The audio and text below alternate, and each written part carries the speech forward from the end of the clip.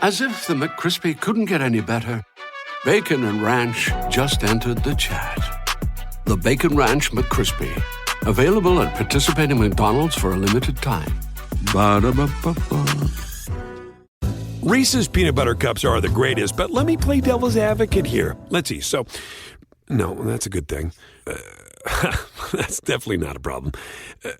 Reese's, you did it. You stumped this charming devil. The Purple Mafia, with your host, Paladino Joey. Well, we'll see. The doctors would disagree, but what do they know? So let's just say that you'll pay me because it's in your interest to pay me. Is it worth it? I mean, you've won. Do you want to wipe everybody out? I don't feel I have to wipe everybody out, Tom. Just my enemies. That's all. My father taught me many things. He taught me, keep your friends close, but your enemies closer. These are wonderful things that we've achieved, and there's no limit to where we can go from here.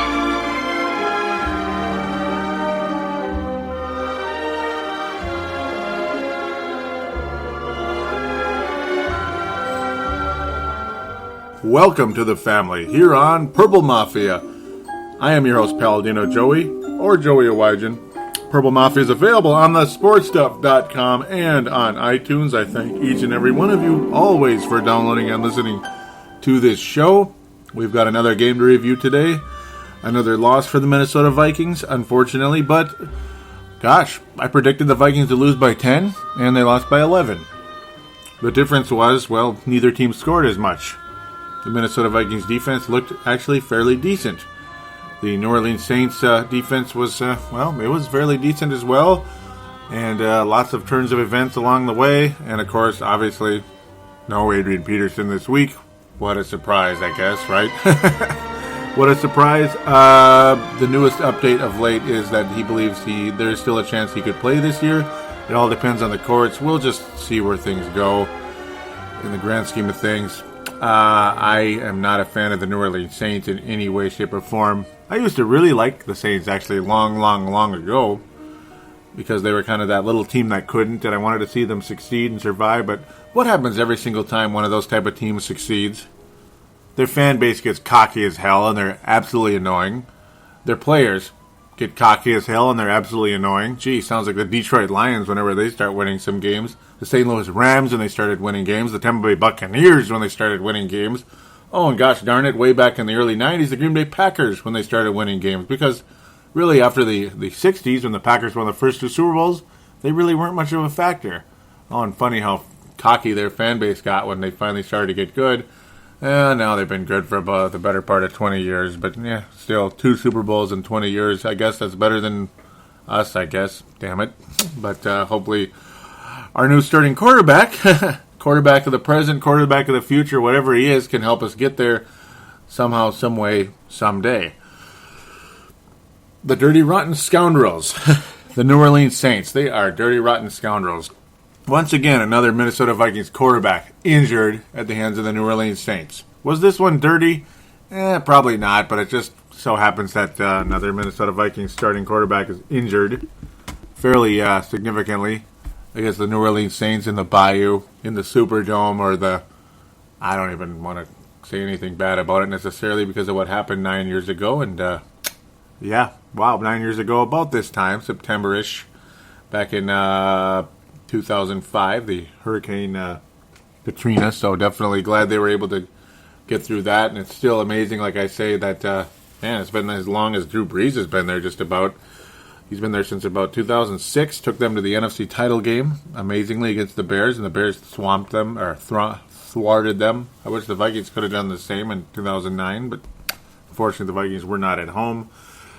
I'm bouncing all over the place already, probably driving you crazy. But Matt Cassel was under fire constantly by the New Orleans Saints, who ultimately scored on their first 2 drives, did not even see the Vikings get a single stop. They didn't get a single stop on the first 2 drives, and it's like, my God, I guess the Saints are going to be 56 and the Vikings are going to be 0.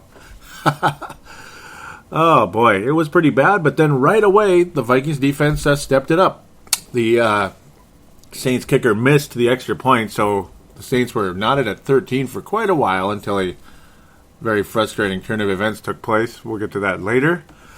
The other turn of events for the Minnesota Vikings season, which is really changing. Lots of winds of change are really all over the Vikings right now for so many reasons. Obviously, Adrian Peterson, will he ever play again for the Vikings? Hard to say. How would I feel about it? I wouldn't have a problem with if Adrian Peterson played again for the Vikings. Ban him for life. Ban Adrian for life. Really? Why don't we ban you guys for life, whoever you are out there saying that? Because I'm sure there's things you've done in your life that you would not want anybody to know. Because, gosh darn it, we don't know. Because we don't know you. So, just saying. Just saying. I'm sure you didn't beat your kid or this or that. I'm sure you didn't. But just saying. I just love the way people jump on stuff and want people kicked out of the league forever. And then the next minute, they want everybody to kiss this person's ass because they like them. Maybe it's some musician or something. Oh, whatever. The hypocrisy is despicable in this world. Oh, and the hypocrisy is despicable from Drew Brees as well. Oh, fill in the blank there. We'll get to that very shortly yet again. But Matt Cassel injured. Oh, goody. He didn't look good anyway. He really didn't. And the offensive line hasn't looked good. And Matt Cassel at the, what's the word? He's under fire from basically everybody in the Minnesota Viking fan base. He's the lightning rod figure right now for all the Minnesota Viking players, along with Robert Blanton, who really sucked most of the game. I mean, he was adequate, I suppose, because, the Vikings defense did get better. That's the good part. We didn't look good against the New England Patriots at all, but encouraging to see the Vikings defense step it up a bit against a pretty dangerous Saints offense. More of a short passing style versus the more vertical game we're going to be facing this coming Sunday against the Atlanta Falcons. It's going to be a different ball game this time around, and that could be a huge problem. The Vikings look good against this West Coast offense style that the Saints kind of bring out there. Vikings running game non-existent, and of course they were playing from behind most of the way, but still non-existent. Matt Asiata really does nothing for me. Jerick McKinnon has really shown pretty much nothing, if you want my honest opinion. Catchable pass from Bridgewater, just didn't catch it. He just didn't catch it along the way. He really doesn't do anything for me so far. I thought we were going to see a little bit more out of Jerick McKinnon. Maybe not a touchdown on his first play like the aforementioned Adrian Peterson was able to accomplish back in the wonderful 2007.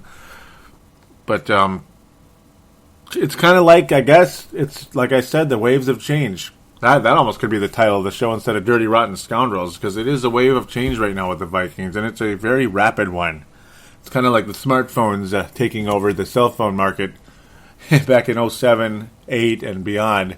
What a change that was. You got Teddy Bridgewater. He's going to be starting a quarterback for the, foreseeable future, maybe for a very long time.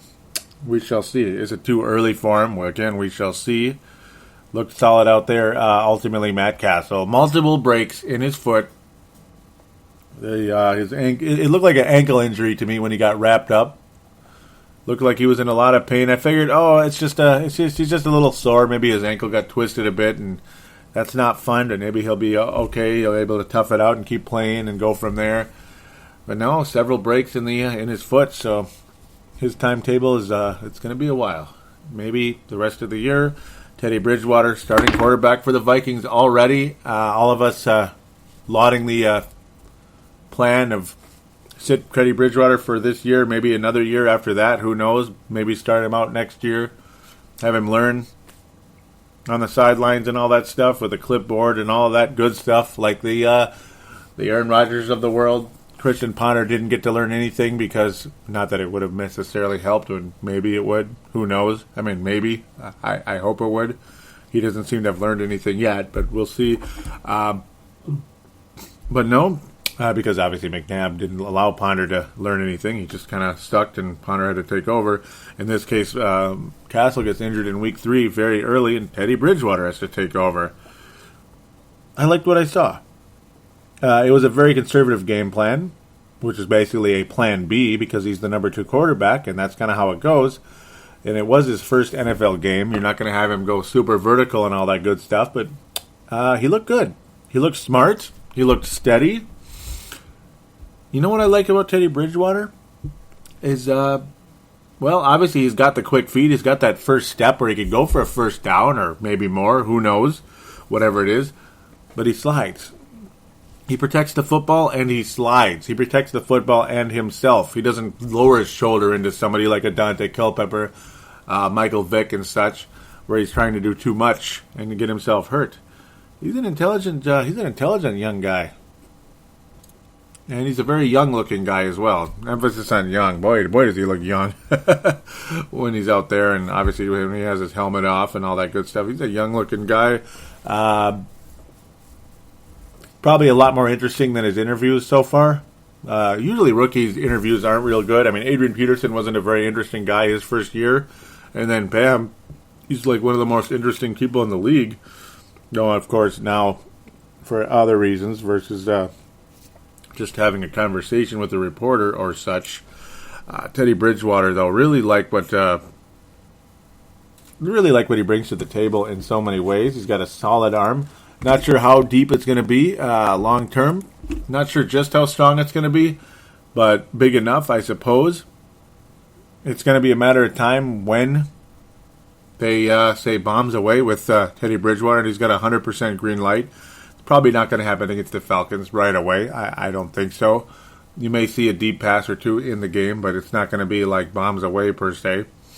I'm not sure that's what the Vikings are all about anyway, even though you have weapons to possibly do that. Greg Jennings is a pretty fast runner.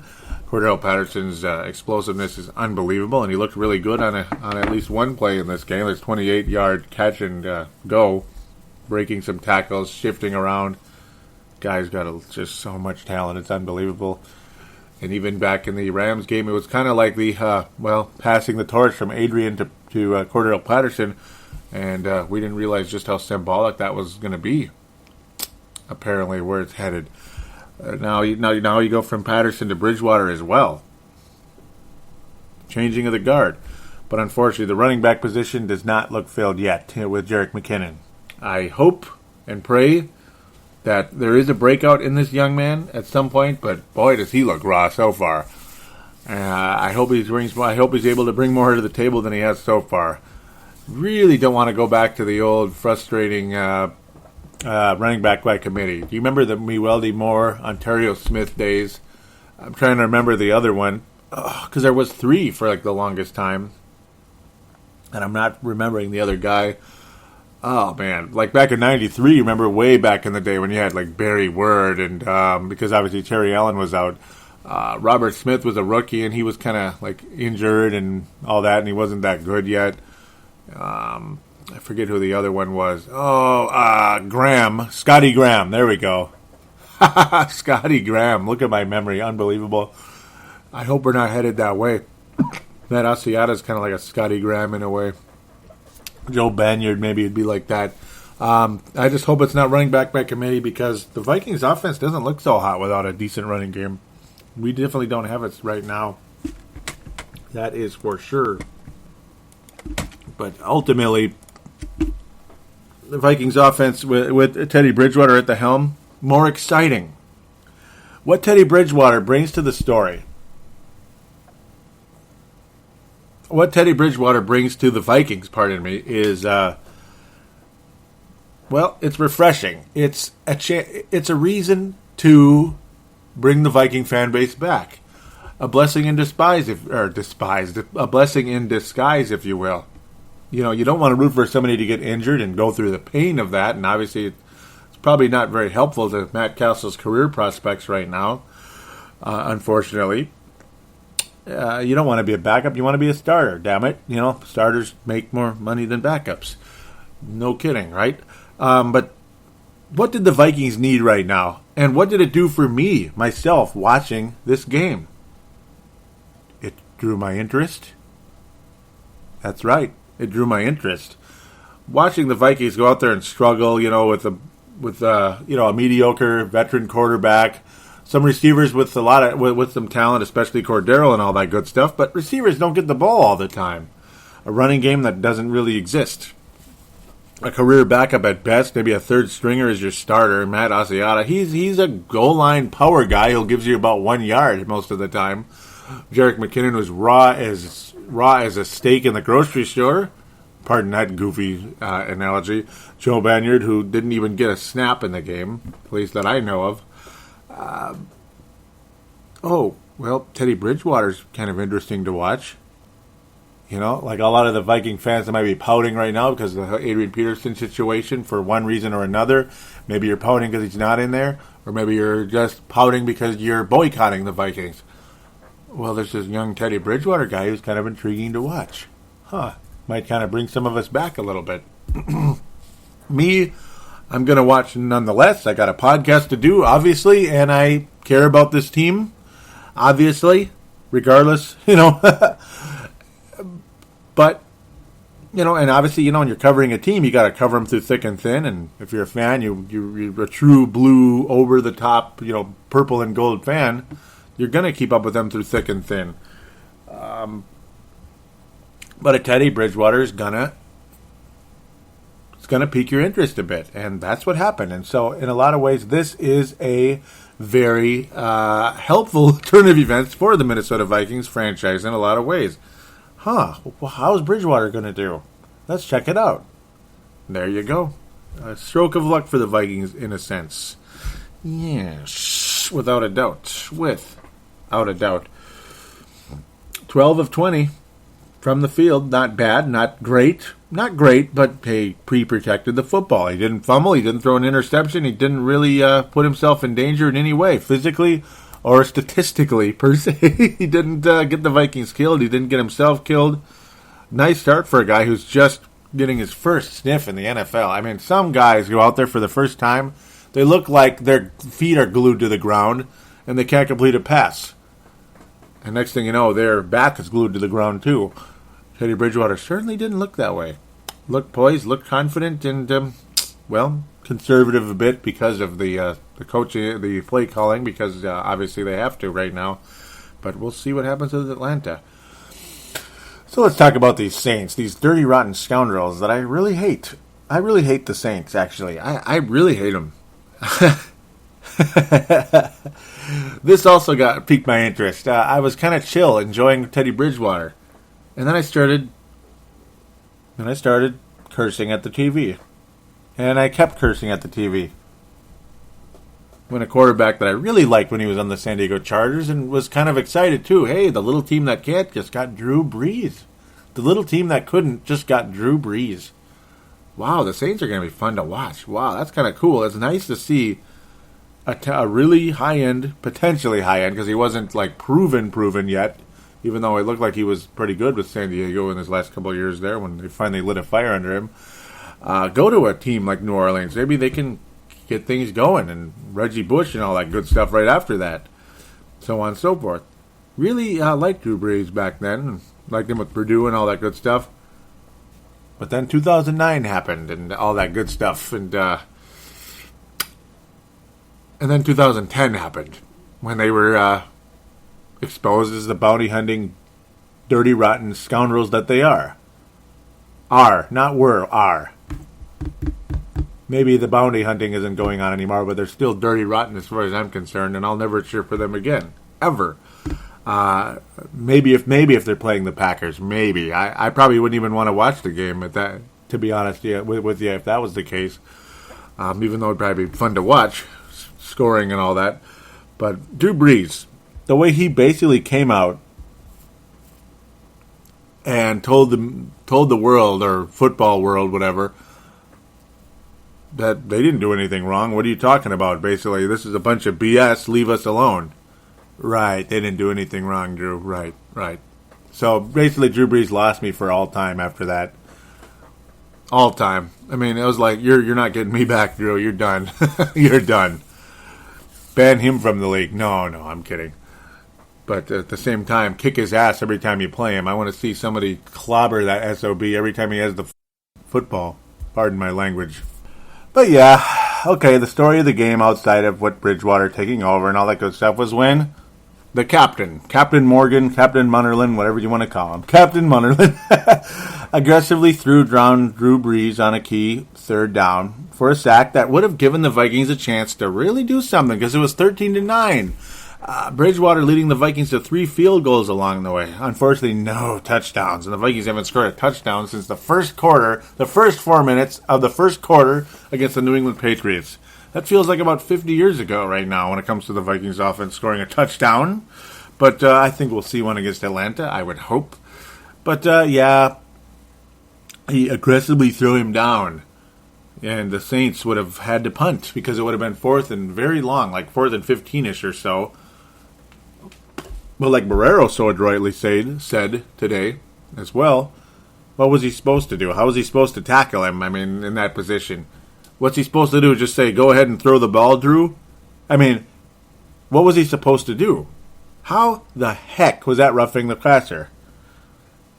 And what gives Drew Brees the right to fly up and start shoving people? And he shoved the wrong guy, too, which is kind of funny. He shoved Robert Blanton, who had nothing to do with the play. Captain Munnerlyn sacked him. No unsportsmanlike conduct for Drew Brees, getting up and shoving and going ape bleep on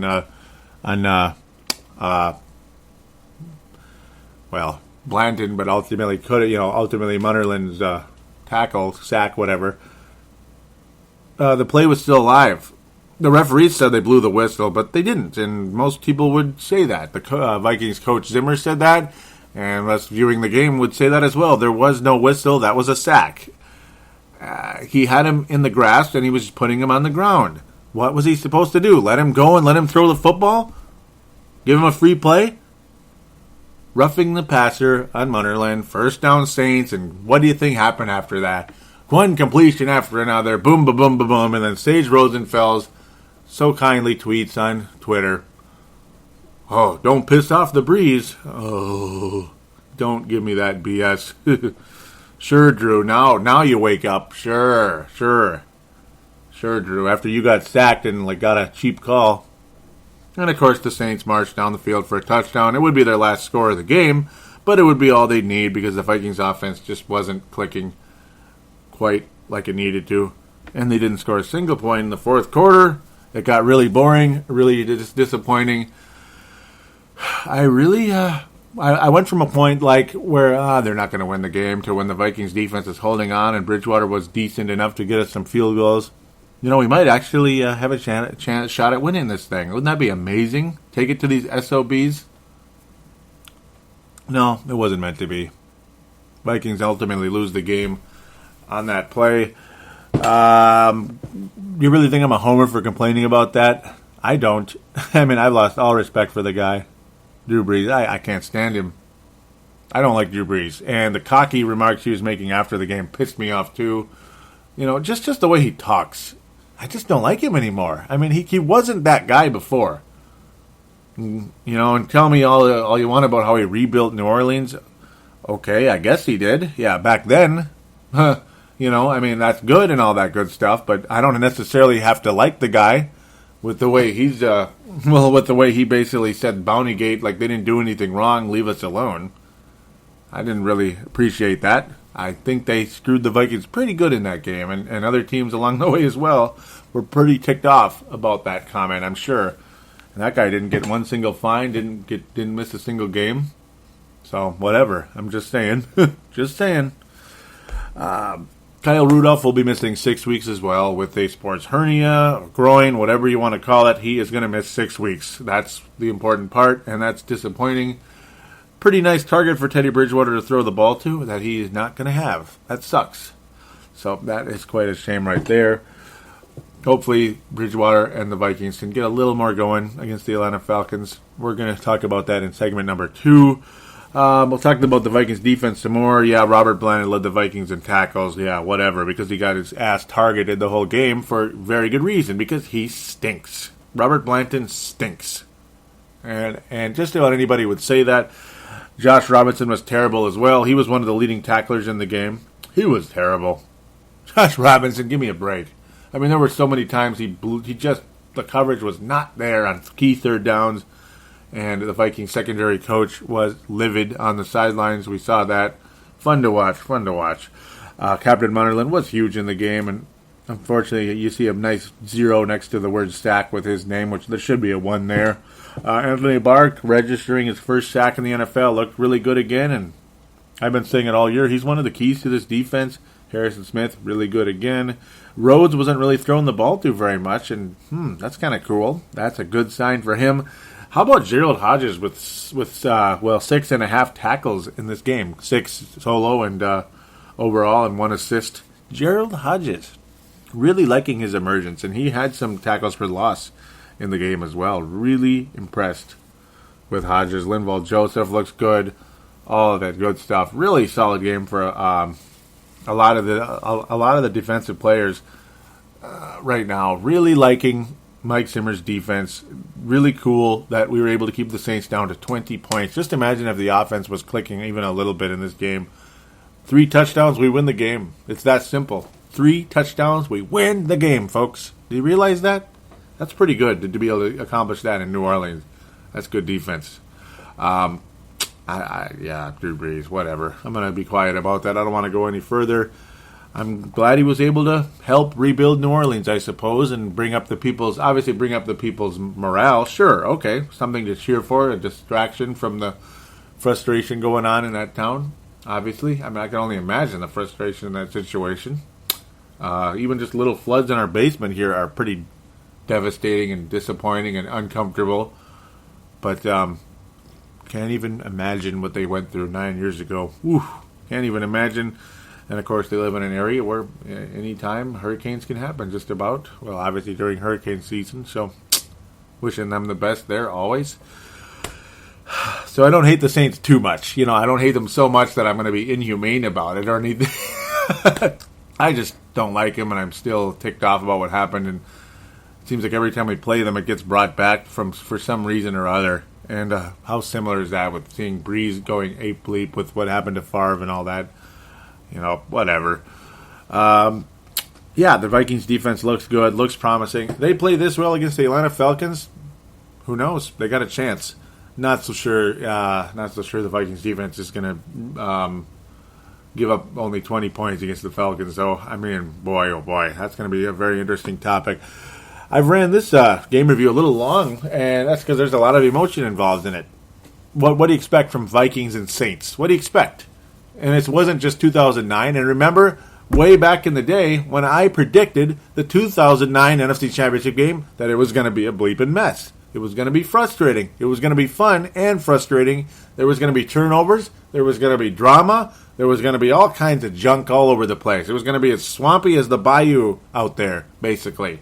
It was going to literally live up to the climate in New Orleans.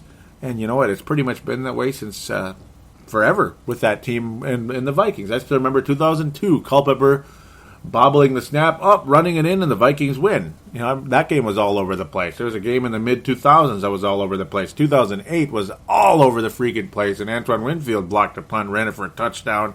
Oh, the memories.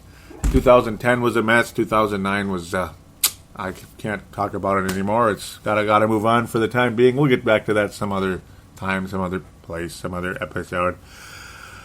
Yeah, it's nice though that the Vikings have a positive, quote-unquote, distraction in this whole disappointing season with the Adrian Peterson scenario going on. Nice to have Teddy Bridgewater to give us something to look forward to, present and long term. So with that, we'll wrap up the game review, take a break, talk about the Atlanta Falcons, NFC North preview first, though, and luckily we get to cheat because 2 teams played each other. So that's going to make it quicker. Only 2 games to review there. And we talk about those Atlanta Falcons, the high-flying, hot Atlanta Falcons. And then off to the fan interaction, we will hear a call from Brent Jacobson.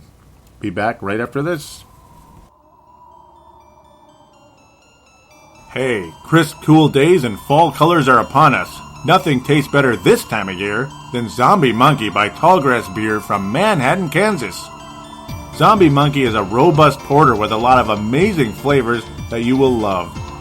Don't forget to try 8-Bit Pale Ale, which is the official beer of this podcast. When you see Pac-Man licking his chops, you found an amazing can and an even better beer. Check out the many other wonderful beers Tallgrass offers on their website at www.tallgrassbeer.com. Use their beer locator to see what's available in your area. You can follow Tallgrass on Twitter at TallgrassMN and like them on Facebook. Just simply search for Tallgrass, Minnesota. Tallgrass Beer, bringing people together over a beer since 2007.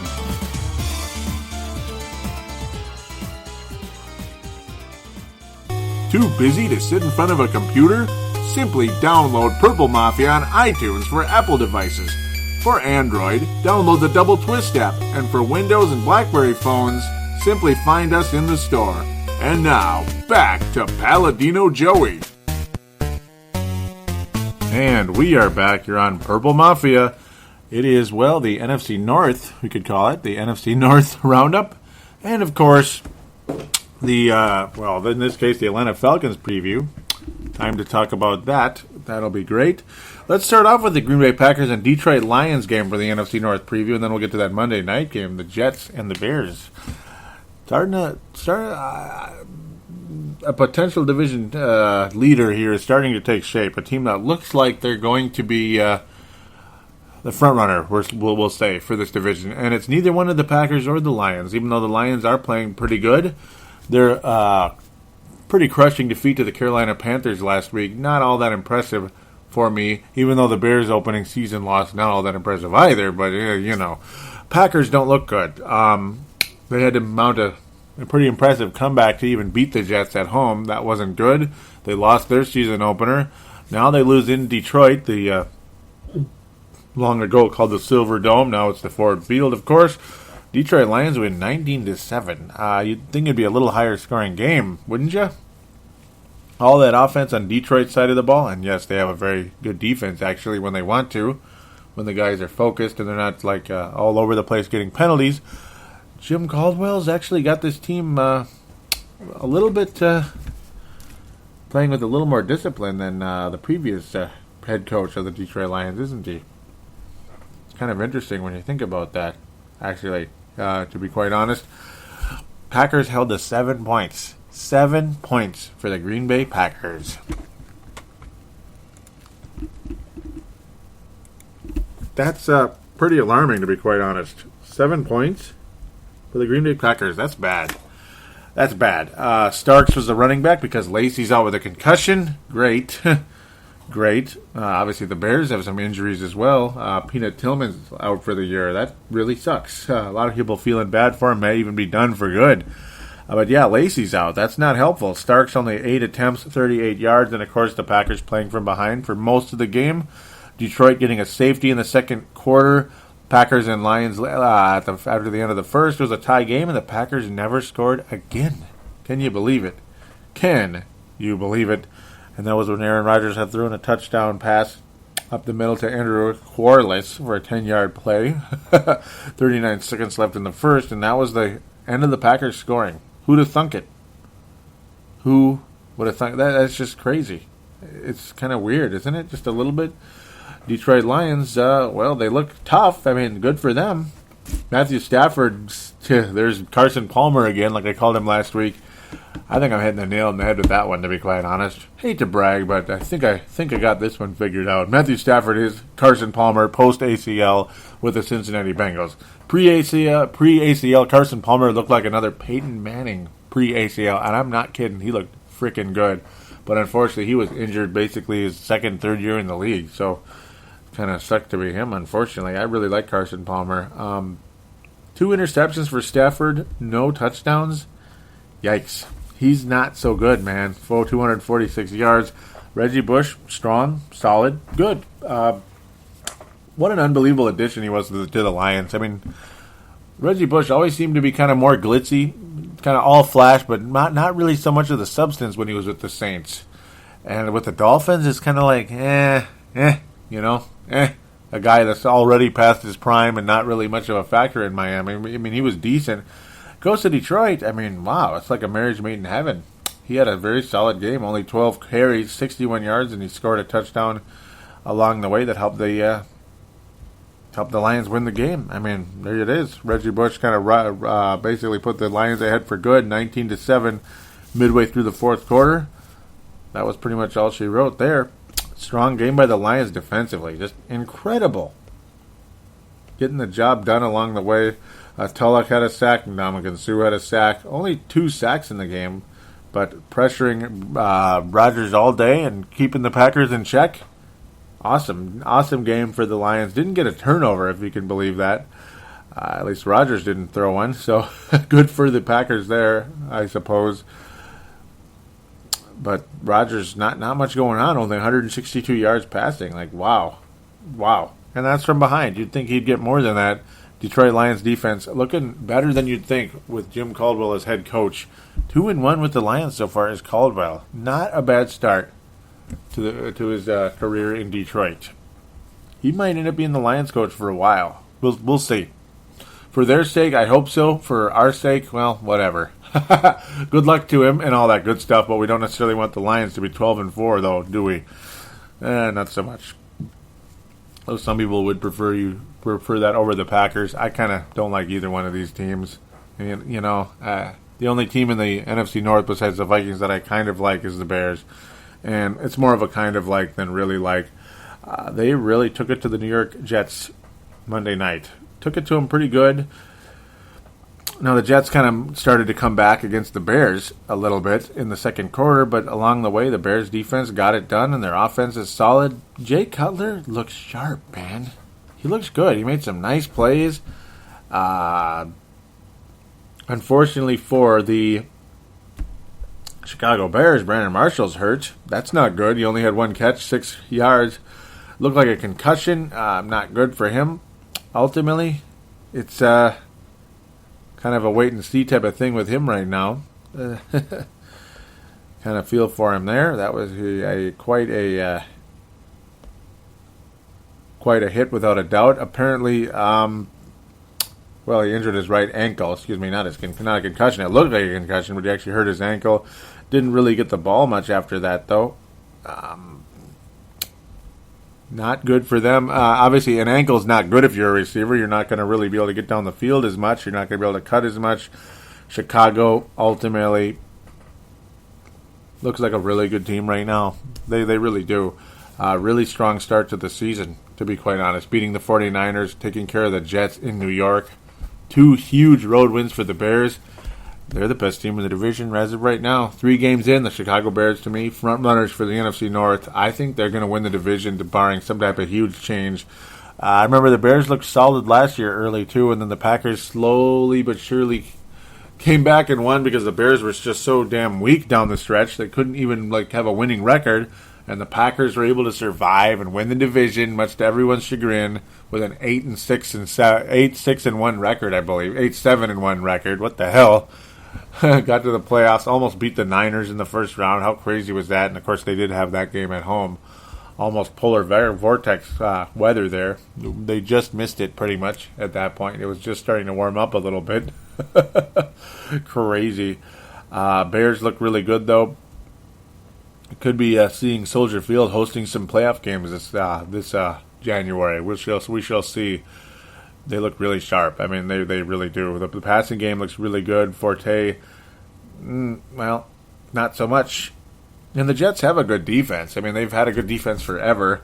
It's not as good as it was before, and the Bears got the job done in East Rutherford, New Jersey, MetLife Stadium. They got it done, and that's pretty much what matters there. 27-19, Bears win. Front runners of the NFC North, in my humble opinion.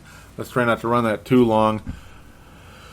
If possible, the Atlanta Falcons. This might be kind of tough to gauge because 56-14 against Tampa Bay is kind of that's kind of too good. I mean, we know Atlanta's not that good. I mean, geez. I mean, Tampa Bay just sucks that bad. That's all. Tampa Bay just sucks, And Leslie Frazier and Lovie Smith, supposed to be defensive coaches. Yeah, defensive head coach Lovie Smith and Leslie Frazier, who was a defensive head coach and a defensive coordinator, a respected defensive coordinator in this league.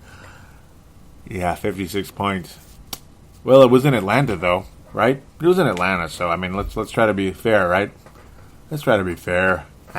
You can't just judge them because they were, got beat on the road or anything.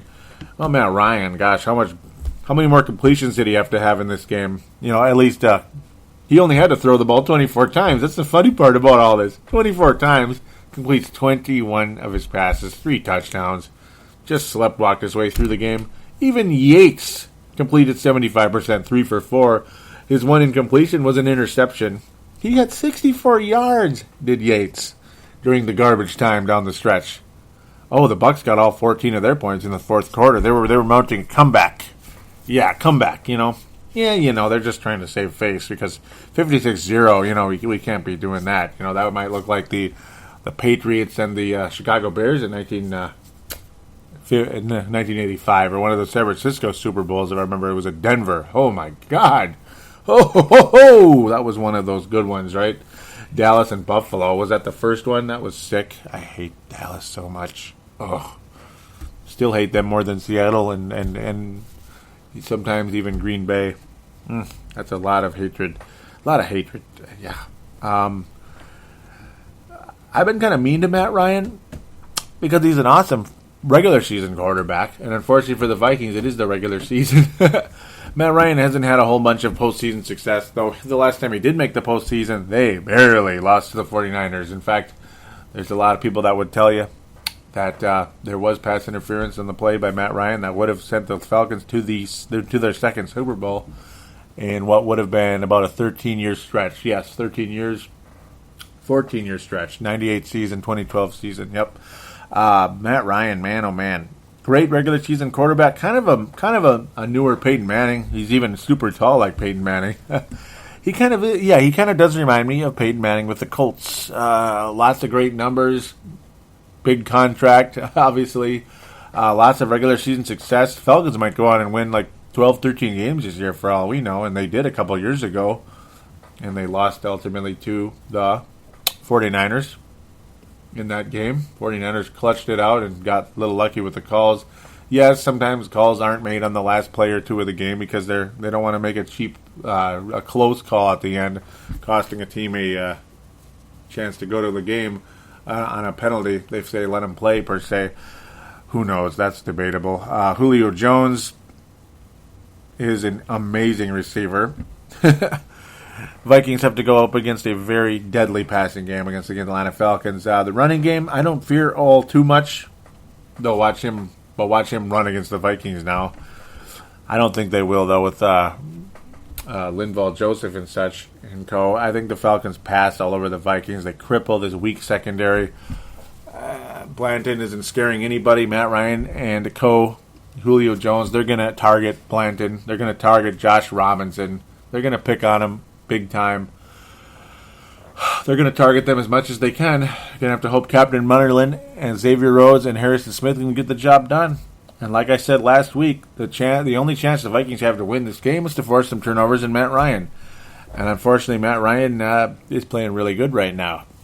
Luckily for the Vikings, they're not playing the Tampa 2 because it just doesn't work anymore. It just doesn't. I mean, it's Windows Vista. No, not even Vista. It's Windows 2000. Windows ME. There we go. That's basically what the Tampa 2 is. It's Windows ME, man. It's much more successful in the late 90s, early 2000s than it is today. 56 points. Yeah, Tampa Bay's not real good, but 56 freaking points. Jeez, man. I mean, it's unacceptable as far as I'm concerned. Atlanta, a definite dub. If they don't make the playoffs, I'd be shocked, to be quite honest with you. Man, I can't believe Matt Ryan's 29 years old already. It seems like yesterday he was a rookie and he was beating the Vikings he was the first overall pick. Or no, he was the third overall pick. He wasn't first overall back in 2008. I still remember that. He came into the Metrodome and ran and he didn't cross the pylon, but they said he did. Unfortunately, that pissed us off just a little bit. But that kind of cost the Vikings the game there at the Metrodome. It changed the momentum of that one. I don't think the Falcons are going to lose to the Vikings, even if it's in the TCF Bank Stadium. I really don't. I mean, this passing game is deadly. They look really good. Yeah, they actually did lose a game already this year, if you can believe that. kind of find that very hard to believe, to be quite frank. Julio Jones, Roddy White. No, they don't have Tony Gonzalez anymore, but they're not going to need him right now. They still have a decent tight end there. Steven Jackson, well, I guess he'll get what he needs to get. I don't know how many first downs he's going to need to get down the stretch. Depends on how far ahead the Falcons are in this one. And I'm not trying to be an ass here. I mean, the Falcons are looking good right now. And yes, you can't just gauge it on the way they ran all over the Bucs. I think they score less points in this game. Imagine that. Mike Zimmer's defense is going to be a huge key in this game. In fact, it's going to be a huge key in this game. As is Teddy Bridgewater, no kidding. Teddy Bridgewater, how is he going to perform against this Atlanta defense? What's it going to be like? It's going to be very interesting, actually, to see how they perform in this one, to be quite honest. Obviously, their passing offense, number one in the league. Their scoring offense, number one in the league. The yardage, number one in the league. But their rush is only 16th because Steven Jackson is ancient. I mean, I'm shocked he's still playing in this league. Yeah, their numbers are bloated a bit after a 56-point game, but they were already pretty good along the way. I'm not sure what this is all about. I love when they kind of have this all over the place. Oh, boy. But Matt Ryan, believe it or not, does have 3 interceptions already, despite the fact he's got almost 1,000 yards already. That's crazy. He's gonna get his in this game. There's just no doubt about that. 3 interceptions already, though. That's the one hope the Vikings can force Matt Ryan to throw an interception along the way to Captain Mounterland, Harrison Smith, who's more than capable of bringing it to the house. Roddy White definitely slowing a bit. Julio Jones, though, all over the place. Almost 400 yards and 3 touchdowns already. That's nuts. They even have Devin Hester, who's a dangerous kick returner who did eclipse Deion Sanders to be the number one kick returner of all time. So congratulations to Devin Hester, formerly of the Bears, now, of course, of the Falcons. Roddy White, only 10 catches in 3 games, though. That's a little bit alarming as far as I'm concerned. So that's the one thing. As they continue to bounce around, I just think this Falcons team is gonna pass all over the secondary, and yeah, it's all about getting turnovers. That's the only hope the Vikings have. You gotta get turnovers. Hopefully, you can get a pass rush against Matt Ryan. He hasn't really faced it that much this year. That's the other thing. He hasn't really faced much of a pass rush this year. We'll see if he gets tested down the stretch. It would be quite nice to see the Vikings take care of business against the Falcons. PA actually thinks the Vikings are going to win this game. PA, Paul Allen of KFVN, I don't think so. I wish I could say they will, but I don't think so. That's kind of. I just find that to be a little silly, a little homerish, to be quite honest. Trying to look at where the Falcons did lose the season opener, which kind of surprised me a little bit. And they won the season opener against the Saints, barely beat them. And not seeing.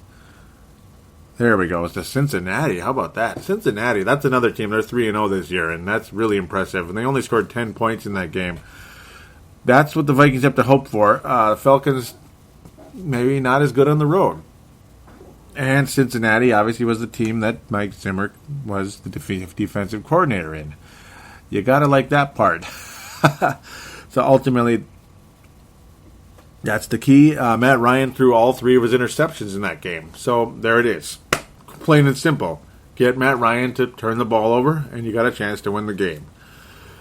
I drug this out a little too far. I wish I could kind of cut it down a little bit. So that is the key to this game. You need to get Matt Ryan to force. You need to force Matt Ryan into turnovers, make him uncomfortable. Obviously, I'm sure they're watching film on that Bengal game. I'm sure they've been watching film all week on it, like crazy. Probably watching film in the Tampa game too. Like, wow, what not to do, right? And just how badly the Falcons just ran all over them.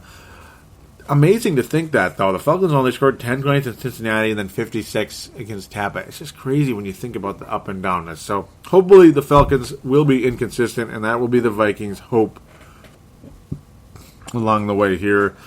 Falcons' defense isn't that good. No, that's the good news. 27th in yards, 25th against the pass, and 19th against the rush. So maybe a chance for Teddy Bridgewater to rack up some yards, score some points in this game. I'm going to go with the Falcons winning just to be safe. There's my strong opinion, right? No, I think the Falcons win because I do think the Vikings secondary is worse than the possibility. It's more likely that Matt Ryan toasts the secondary than the secondary forces turnovers on Matt Ryan. But that is the only way the Vikings win. They fluster Matt Ryan. Matt Ryan, he's the key to this game in every way, shape, or form. And if Teddy Bridgewater proves me wrong and goes out and throws for 400 yards, well, okay, hell yeah, that'd be great. But that's the key. Vikings running game to me, an absolute non-factor until they prove otherwise. An absolute non-factor. I hope they prove otherwise. That'd be great. Like I said last show, I hope McKinnon runs all over somebody. Kind of hate that this is one of the later games. Kind of hate it. I like the early ones just to kind of gather information and all that good stuff. I don't like these late games very much. So let's get a score in. It's not going to be as high scoring a game this time, obviously for the Falcons. But I'm beginning to learn now. Kind of like last year, the Vikings start scoring a lot and giving up. They give up points, but they score a lot too. The scores are always higher. This year, they're seemingly lower. I was right about the point stretch, pretty much. The difference in points last week, I only missed by 1. So if it was the Price is Right, I would have been perfect. I would have been only one under. So I think the Vikings do not win this game. Ultimately, I think they lose by 7. Maybe they get 1 turnover in this one. But I think we're going to go with a 27 to 20. 27 to 20 in this game. 27-20. Atlanta wins, and Bridgewater throws a couple touchdowns, not throws, but leads the Vikings to a couple touchdowns. He will get, though. Teddy Bridgewater will get his first touchdown pass of his career in this game. Vikings score 20 points and 2 field goals. I think there's going to be some field goals for the Vikings. I think the Falcons score 3 touchdowns and get a field goal in this one. A 7-point victory for the Atlanta Falcons. That's football right there. That's football right there. I think it's going to be a very interesting matchup to see how things turn out between these two teams. In fact, quite fun. Can't believe the 49ers is just a brief. I kind of liked what I did last show, and I'm going to kind of do it again. Just kind of watching the surprises here. Cincinnati's 3-0, just absolutely obliterating Tennessee. 3-0, 33-7. Cincinnati is just something, aren't they? Jacksonville continues to suck. Patriots barely beat the Raiders. Yikes. What's another surprise? Well, interesting to see Carolina get their butts kicked at home by the Steelers Sunday night. That was kind of interesting right there. Miami started good against the Patriots and gets crushed by the Chiefs at home. Don't know what's going on there. 49ers continue to struggle as they lose in Arizona. The Rams were crushing Dallas and they couldn't get it done. And the Redskins look good. They couldn't beat the Philadelphia Eagles, but they sure look damn good, though. They were right there. They look like a team that's a little bit on the surprise right now. They might be one of the sneaky little NFC teams that gets the 6th seed, like they did a couple of years ago. So we shall see where that goes. Let's wrap up segment number 2. And the next voice you will hear is Brent Jacobson. And then on to the fan interaction we go.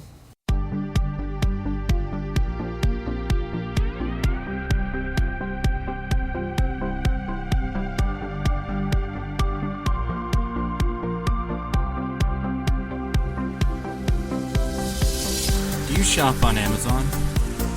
Did you know that you can support this podcast just by doing your normal shopping on Amazon? It's really easy to do.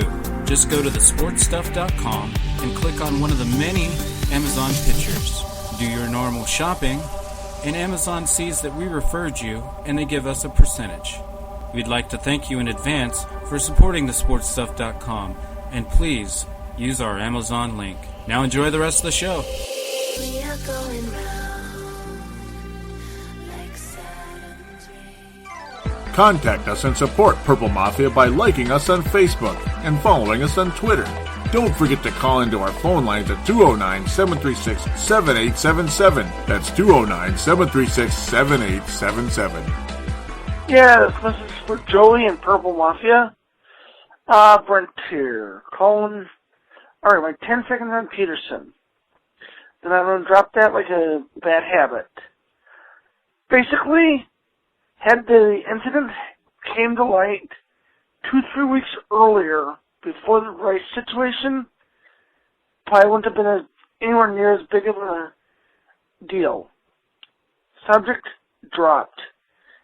Today's game versus New Orleans, defense impressed me.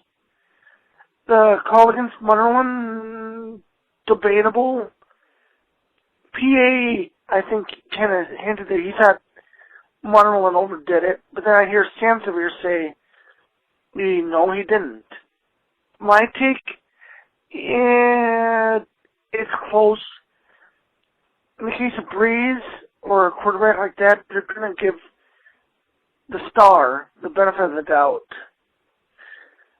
Impressed by the defense, impressed by Teddy. Give him some time to learn the playbook, not learn the playbook, but give him the first team reps, and I think we'll be in for a show Sunday against Atlanta. Whoops. What's the difference? Let's go Vikings. Keep up the good work, Joey. Catch you later. Bye. And I thank you for that call. Always, Brent. Always a welcome voice on this show. And, of course, into the Facebook page and all that good stuff. Even on Twitter at times. I haven't seen him on Twitter in a while. But, yeah, interesting takes. Indeed, that it wouldn't be the Adrian Peterson thing would probably not be as blown up if it weren't for the Ray Rice situation. I can see that. Yeah, I can definitely see that. I think the Ray Rice situation did not help, and God almighty, it was just miserable listening to 1500 for about a 2-week span there. Those guys just about lost me for life. Just about. Mackey pretty much has, but Judd I still like, I guess. Just barely, right? Even though I think Mackey has rubbed off on him. Read between the lines there.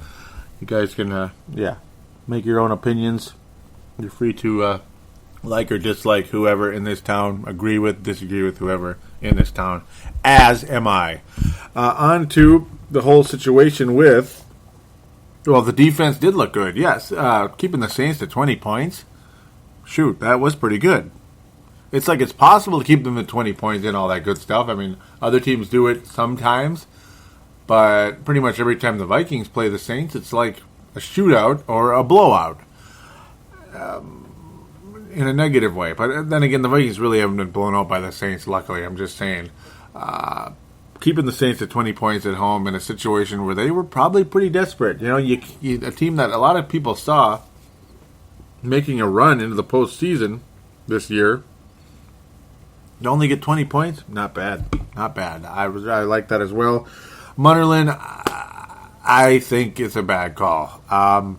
I understand the star part. Okay, sure. But I still think it was a bad call. That was kind of lame. It really hurt. It really, really changed the entire momentum of the game. That was quite unfortunate. Quite disappointing. That's pretty much what I'll leave that as. Teddy Bridgewater, sure. Looking forward to what he can do with the, obviously the number one snaps and all that good stuff. The starter snaps. Most of the snaps during the week, and the starting quarterback playbook versus the backup quarterback playbook against an Atlanta defense that isn't that good. It was better before. It's nothing special now. We'll see. And if the Vikings can force a couple turnovers against Matt Ryan, maybe even a real costly one, like where the Vikings get the ball at the Falcons 10 or something, or the 20 or 15 or 35 even, maybe Bridgie can get some touchdowns, just like he did in the preseason. It'll be nice to see him do that against starters versus backups. Hey, take care of business against those backups. Now you get a chance to possibly take care of business against the starters. Start doing that consistently. Oh boy, Vikings' future will look bright indeed. Test number one, and ladies, and what's great again, how many people do you think would be watching this game if Matt Cassel was still the starter versus Teddy Bridgewater? The ratings are going to go up because the intrigue is going to be sky high watching Teddy Bridgewater out there versus Matt throw the ball away Cassel, or whatever you want to call it. The castle crumbled. In fact, it broke in many places. Okay, sorry, that was kind of bad. That was kind of mean. Too soon? Love that. Too soon? Too soon? I hate a lot of the repetitious stuff out there, like, I know, right? And that is all, that people say at the end of statements. It's just like overused and obnoxious, but for some reason I like wait for it and too soon? I don't know. I kind of like those two for whatever reason. Call me whatever you want to with that one. On to the Purple Mafia. Yeah. On to the Purple Mafia Facebook page, the contact details. You gotta love that. The contact details. It's good stuff. Yeah. All kinds of information always on here. I'm going to see if there's amazingly, there was like nobody really posted in the post-game thread. Maybe people were too pissed off. I don't know. The numbers were down this past week, probably because they didn't want to hear any more Adrian Peterson talk. Maybe they were afraid that I was going to fill my show with that garbage. I don't know. And I think the fan base I think it just dwindled last week. But with Teddy Bridgewater leading the show, who knows what's going to happen now? It will be fun. Not a soul posted where I wrote Vikings versus Saints post-game thread. And that's probably because it was a day late and a dollar short. So I apologize there. But there are posts all over the place elsewhere. I'm going to start where I said, anybody liked what I had to say in the recent episodes? The silence is scaring me a little. Got a little response then. Sebastian saying, good show, Joey. Just listen. I think we are all silent because we are holding our breath with the AB situations and Simpson's ass getting the cut after him being an idiot. Yeah, Jerome Simpson's been cut. Yep. That's for sure. Justin Day simply saying it's not a political show. See, I didn't even mention Jerome Simpson because he wasn't really a factor anymore, it seemed like. And it's just like, whatever. That guy, I mean, how many more times you got to screw up? Go ahead and judge Adrian all you want, people. But Jerome Simpson, come on now. That guy is just a joke. That's like not even trying. But yeah, Justin Day simply saying it's not a political show. I'm not sure if he was mad at me for maybe talking for some of the AP stuff I said on the previous show, or if he's actually pleased that I pretty much focused on football on the last show. He didn't respond when I asked him, and that's okay. That's cool, I suppose. Hopefully all is well with Justin, and he's still listening and all that good stuff. One of the best guys I know on here, without a doubt. Mark Carlson, also one of the best guys I know on here from Iowa. Thing I downloaded Thursday. I'm listening today. I think the numbers were also down because the show was pretty late last week. In fact, most people didn't even probably see the show existed until Thursday. That's too late.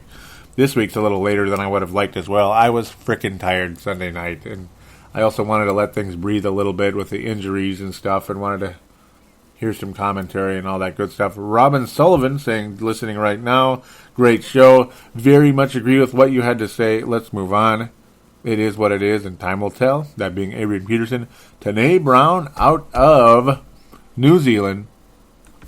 And I always like to say a big-time listener to the Timberwolves Explosion show. In fact, they're probably the most frequent poster outside of Vince Germano on there, on the Facebook page for that show. Timberwolves Explosion had a new show Sunday night as well. Actually, that's why I didn't record, because we actually recorded on Sunday night. That's probably another good reason. Do check it out, guys. Do check it out. In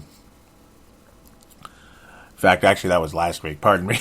This week I was tired. Today saying, just listen to the show. Was great listening to something about the Vikings that wasn't about AP.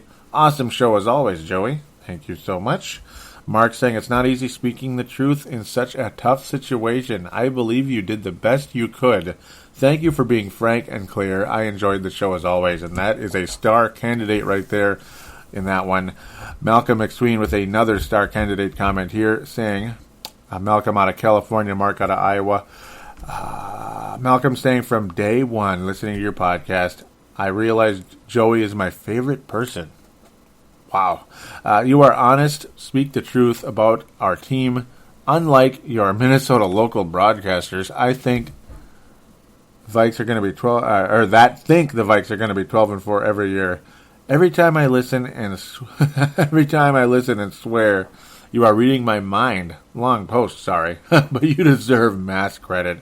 Love the Mafia family. Thank you. That was awesome, Malcolm. That really that meant a lot, man. That really did. Wow.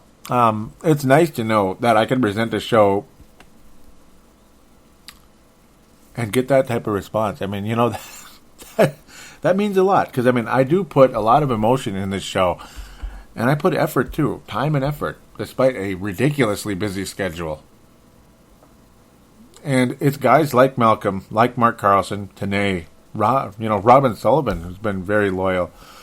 So many others. Brent Jacobson, Sebastian, Justin Day. I mean, name after name after name after name.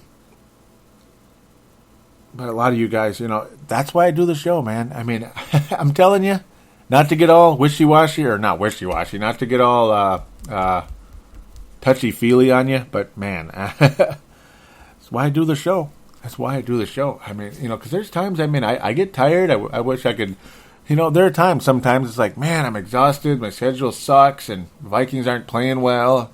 Man, I could take the week off. It's like, nah, I'm not taking the week off. Partially, I have a love for this. I mean, a lot of it is I do have a love for it, despite exhaustion, and busy, and all that. But also, you guys, man, I don't want to let you down. I mean, it means so much that you care about this show as much as you do. I never thought I was going to get that kind of response when I first started Purple Mafia. I was hoping someday, maybe, I would. But to actually see it, it's like, wow. I'm going to dig around in the in-game threads a little bit. I'm probably not going to read any, but maybe a couple here and there. Because I think at the end it gets more post-gaming. Yep, here we go. Mark Carlson was saying how the defense was getting a solid testing. And yeah, they were pretty good. Sebastian was saying, yep, that personal foul was our dagger in my opinion. And it was. Absolutely. That's very, very true, Sebastian. And yeah, you will hear his voice in this show again, by the way. Don't think for a minute that I'm just like, nope, I'm only going solo from here on, and that's it. I do enjoy going solo. There's something special about doing this show by myself, That might sound selfish. But it's kind of like, this is kind of my moment, right? When I do this show. That's another reason why I like to do it. It's just so fun. And I like the freedom sometimes too. But, having a co-host as well is great. It's just, I like the freedom to kind of have a co-host sometimes and not have a co-host sometimes too. And it does bring different vibes, brings all kinds of different things. Certain listeners may listen in certain situations and not in others. I don't know. That's up to you, I suppose. Yankee. All right, Yankee, nice to hear from you. Saying Vikings were able to pick up some kind of tempo, but in the end, the Saints were the better team. Yep, that's unfortunate. Yeah, Bridgewater's just not as sharp as Drew Brees yet. Even though he looked smart out there. He slid rather than putting his shoulder into people and all that good stuff. But, it's hard to win a game when you can't score a touchdown. And even if the Vikings didn't give up the 20-point, at the end, the touchdown to Brees in the third quarter along the way, or was it early fourth, the Vikings never actually scored again. They never did get more than 9 points, which is kind of disappointing, actually. The Vikings are averaging 8 points a game the last two, after a nice butt kicking with the Rams, who almost went 2-1 last week. That would have been nuts. That would have been absolutely nuts if the Rams were 2-1. That would make the Vikings look good. But no, 8 points. You score 7 points against the Patriots. You score 4 minutes in the game, never score again. Just crazy. And then to only get 9 against the Saints. It's kind of lame. Brett McCarthy saying, can any of our guys catch the ball? Too many drop passes. Yep. Yeah, Jarek McKinnon, what the hell? That was not helping nobody out there. Even Kyle Rudolph dropped one. Not good. Early on, before he started getting hurt. Malcolm saying, instead of negatives, Teddy Bridgewater, H20. I wonder where the H20, I don't know if that was some kind of a typo, maybe a cell phone type of thing where that does that. That he looked pretty good after being thrown to the Wolves. Cool under pressure, hopeful for the future. Yep. Yeah, absolutely.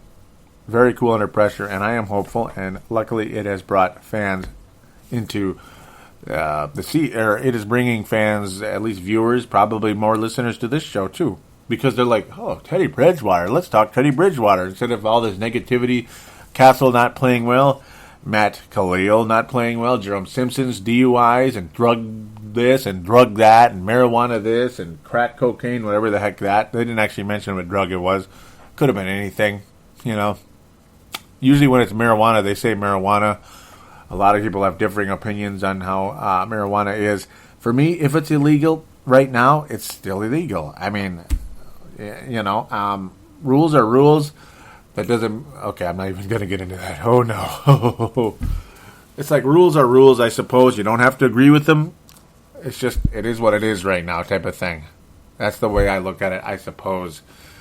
Yeah, there could be some altering a little bit, I suppose, versus some of the other stuff that's been taking place, and 2-game suspension this and season suspension. Yeah, okay, I'll leave that alone. I really got to get off of that real quick. Matt Cassel article. This ultimately was, I believe, from KFAN. By Pro Football Focus ranks Matt Cassel as the worst tackle in the NFL, 68th place. That's harsh by Pro Football Focus, but then again, is it harsh? Matt Cassel looks like S-H-I-T so far, to be quite honest. Sorry for the graphic spelling right there of the word. Robin Sullivan saying klutz. Only thing that comes to my mind. I got nothing else. Matthew Kyle saying true. Matthew Kyle out of Maine. Robin Sullivan's actually from Minnesota. Paul Jones. I don't think I've heard from him before. Welcome to the Purple Mafia page, saying he has earned it around all I can say. If it doesn't get any better, I guarantee Zimmer will get another left tackle in the draft. Yeah, sometimes the tackles, some of the best offensive linemen are late round picks and even undrafted. I mean, it's random. Though usually when you take a guy in the top 3, top 5 for an offensive lineman, they do go on to have a very strong career, like the Orlando Paces, like Long a couple years ago, Thomas Jones, I believe, in Cleveland. Guys like that, they're stars. Unfortunately, they're like the only good player on their team. That's the bad part. You have a great tackle, but you got nobody really to protect anyway. You got like this and that. Cleveland, though, may finally start to get better now. Celestar Thomas, I think he's posted before, saying, and welcome back to you. Hopefully he's a listener. He says, Zimmer talks accountability, so tell me why is Charlie Johnson and Khalil still starting? Yeah. Why are they? Khalil, I guess you kind of almost have to. Charlie Johnson, there's really no obligation to start him right now. Khalil, I kind of see that because obviously he's a high draft pick and he's been good already. He went to the Pro Bowl in his rookie year, but maybe you do need to have Khalil see less snaps and see if this guy can get his ass in gear, because he's been not making a whole lot of sense. The last thing we need is another Bryant McKinney right now. I just couldn't stop ripping that guy in the early days of Purple Mafia and all the way back to Palladino Live on YouTube. Todd Grunlian with that Baltimore Orioles logo. Yeah, gotta like that. He's saying, because I'm looking forward to them. I'm cheering for them in the American League, by the way, as we head to the postseason in baseball. He's saying another in a long line of Spielman failed prospects. Put the blame where the blame is due. I like the strong opinion. I'm just not sure if I'm ready to call him a failed prospect. He's headed that way, but I'm not ready yet. I think Khalil can come around, and I pray to God that he will. Brett McCarthy simply saying what happened to him. I'm not sure, other than he's just not mentally tough right now. He basically got, I think it's one of those situations where it's like shell-shocked a bit, kind of got punched in the mouth per se, and didn't know how to respond to it. And that's disappointing for a guy in the top 5 draft pick of 2012. Hopefully he can shake out of it sooner than later. Dave Hickey out of Iowa saying he goes from being a Pro Bowl rookie to sucking bleep. He is getting beat all the time. Yes, he is. And again, he got Matt Cassel hurt. He almost got Teddy Bridgewater hurt a couple times, ramming into the quarterback, after getting shoved backwards, and could be. We're lucky Bridgewater didn't turn an ankle or God knows what else. I won't even say what else because we just don't even want to go there. We just can't go there. No way. I mean, let's enjoy Teddy Bridgewater for the time being. Kyle Rudolph out for 6 weeks, groin injury. Posted that on there. Only one response is by Sebastian Ball saying the irony of no Reisner and Teddy starting. That's really a really good statement there by Sebastian. He's a star candidate. Yeah, he's a star candidate, definitely with that one. Yeah. Man. So I believe that's actually the end of the Facebook. A little quiet this week. Partially because I was probably kind of late in the posting. Maybe people got bored. I don't know. But there were comments all over the place and other topics. So maybe people were sick of talking about the game. There's a little bit of Jerome Simpson responses.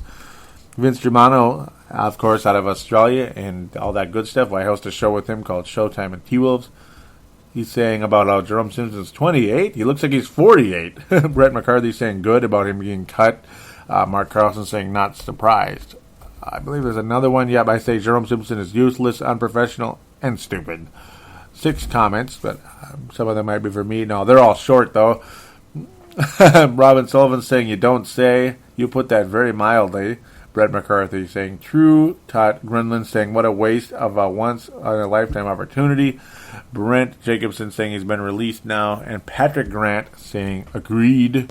Brent, of course, posting the Bleacher Report. Do appreciate that very much, Brent, without a doubt. I believe that's the end of the posts. But to be polite, I'll give it a check, see if there's any individuals. What is wrong with this thing? No, that's not nice to say, right? I do believe that's it, though, for the Purple Mafia show posting here. I just want to give one last check here, just to be polite. And for some stinking reason, I'm not able to find any. So I believe that's, here we go. A couple of recent ones. I found it. See if there's anything. Oh, yeah. Oh, yeah, I love that. Yeah, I love it. Mark Carlson took a picture last week. He sampled 8-bit. Mark Carlson, yeah, he was able to get a 4-pack of 8-bit. He found it. Congratulations, Mark Carlson. This guy's definitely going to get a star this week for several reasons. Good posts and all that good stuff. Sebastian posted, welcome back, Joe, as in Joe Banyard. Really like that. I'm very happy he's back, actually, and he probably will be active now. Actually getting some playing time, I would hope, one of these days. So cool to see that 8-bit can, though, from Tallgrass. And I hope you guys liked the Zombie Muggy commercial that I was able to whip up. Finally got that done and put some effort into that thing. Hopefully you did like it.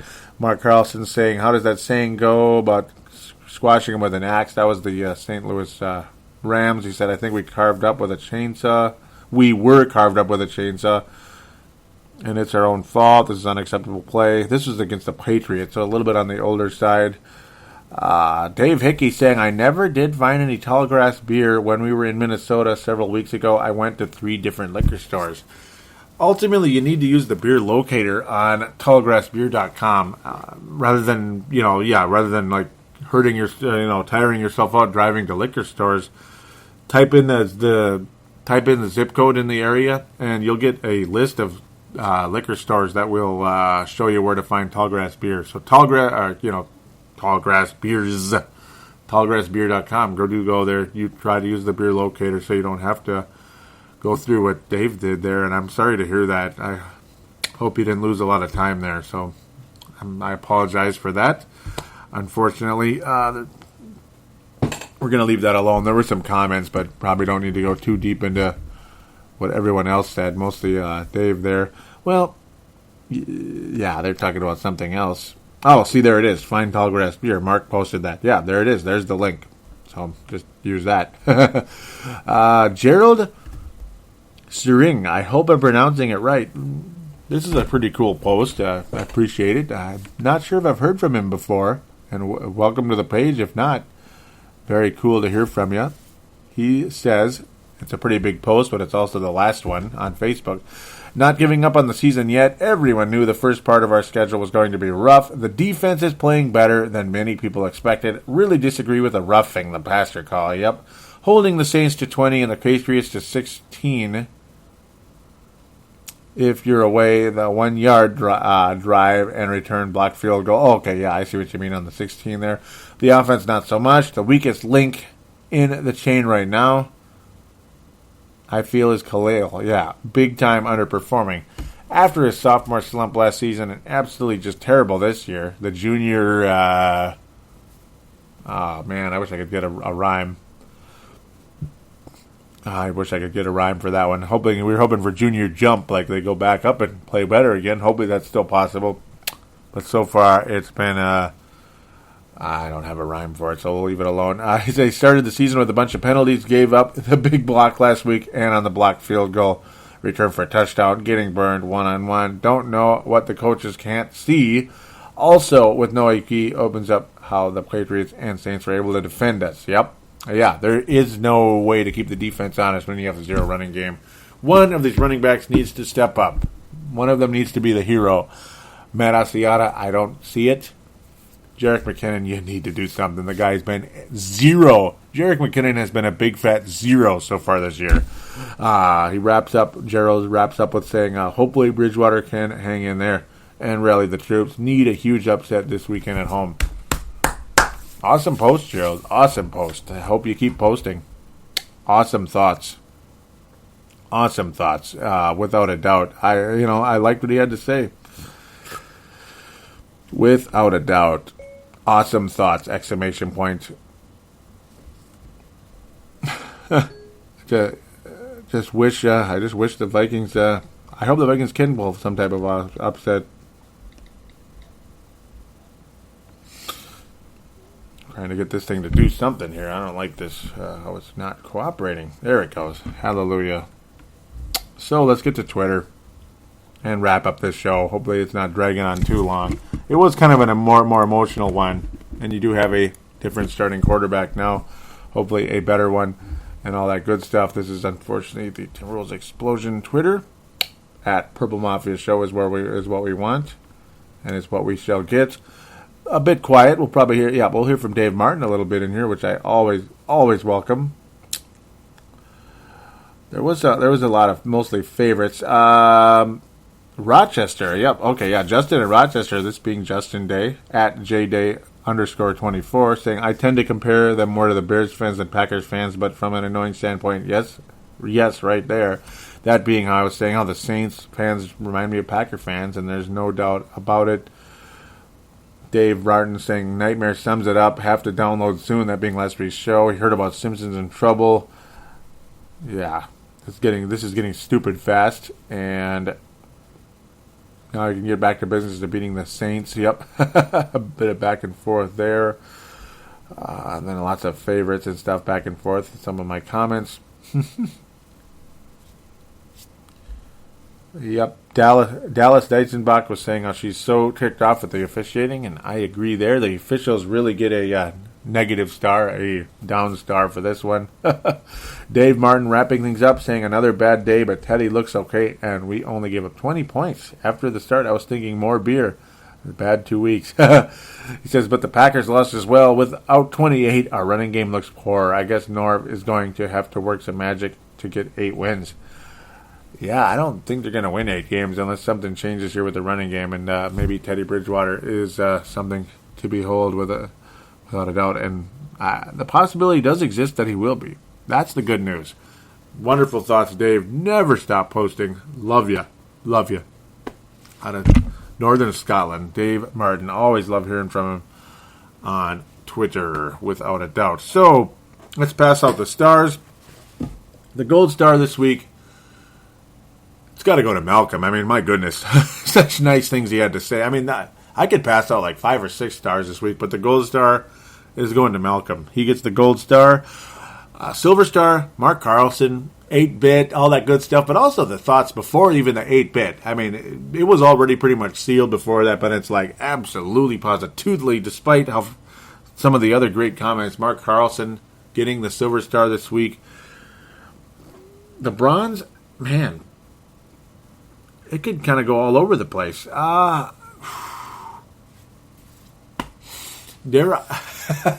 bronze is kind of tough. I got to give it to the Gerald String. Really good comments on there. I'm not even sure if he's listening, but nice debut for him. Wow, nice debut on the page. I hope he's a listener, and if he's not, we'll just say if he's not, got to give it to Sebastian for the awesome comment he made on the page as well. It was a short but really good comment he made. Sebastian's got to at least get the bronze. So we're going to kind of have a tie there because I'm not even sure if Gerald listens. That's what I'm afraid of. Some of the guys in there, they might be posting and they're not even able to listen, or they don't listen. that kind of thing. So it's like you give them a star and they don't even know about it. And it's like, it's kind of a drag. So there it is. Malcolm, here it is. This is your moment. Gold star.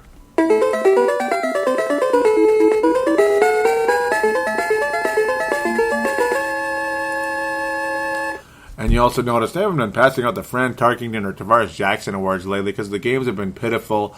But I will pass them out this week anyway, right here at the end. I probably should be passing them out at the end of the game review. But, it's just one of those things. I'm going to pass that out at the end of this one. I was thinking of not doing it, and it's like, you know what? I think I should do it. What the hell? It's like changing on the fly, right? Fran Tarkington Award, Teddy Bridgewater has to get it because he's giving the fan base something to pay attention to, something, a bit of a distraction from this Adrian Peterson situation, something to look forward to, and pumping some life into the Vikings fan base. Thank God for Teddy Bridgewater. So I'm really sorry to hear about Matt Cassel. And ultimately, the Tavares Jackson Memorial, soon to be named the Christian Ponder Memorial. But we're going to save that until he's no longer on the team. It's only fair. That has to be people that don't play for the Vikings anymore. Matt Cassel, he was terrible. He helped Matt Cassel get injured. Matt Cassel is going to be getting a lot of those until things change. Honorable mentions are going to Josh Robinson, who stinks and just stinks again. He had some decent moments, but he gave up a pretty important third down along the way. And Robert Blanton was awful the entire game. So 2 honorable mentions. 3 guys were terrible in the game. And even Matt Cassel didn't look so good either. But so Khalil gets it. He takes the cake. I might as well pound on him like everybody else, right? And then, of course, Robinson and Blanton.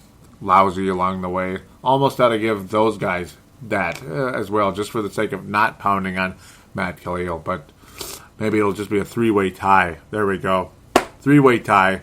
Tavares Jackson, Christian Ponder, and oh boy, Sean Salisbury Memorial. No, Spurgeon Wynn Memorial. There we go. All right. This show has been running long, and I'm doing the best I can. I hope you do enjoy it. Please do tell a friend about the show. Give Purple Mafia a rating on iTunes. Tell us how much you like it. And you'll definitely get at least a star on this show. And, you'll get mentioned, and I'll appreciate it so very much. And you do nothing but help this show when you do something like that. And I'll appreciate the living you-know-what out of it. And you will always be remembered. Thank you so much for listening.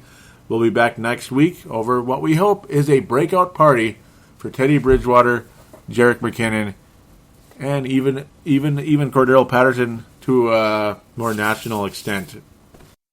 Enjoy the suddenly warmer weather. It's going to be outside. That's going to be really nice. This is what outdoor football is about. When it's super nice out, really fun to go to it. And then, of course, outdoor football is all about cold and snow, too. It's going to be fun to watch the next 2 years until we step into the Glitter Palace, known as what will probably be called the U.S. Bank Stadium, but we'll see. Can't put the cart before the horse. So we'll see when that day does indeed come. Until then, everybody take care, have a safe, happy week, and enjoy the new purple blood being pumped into the fan base and the organization.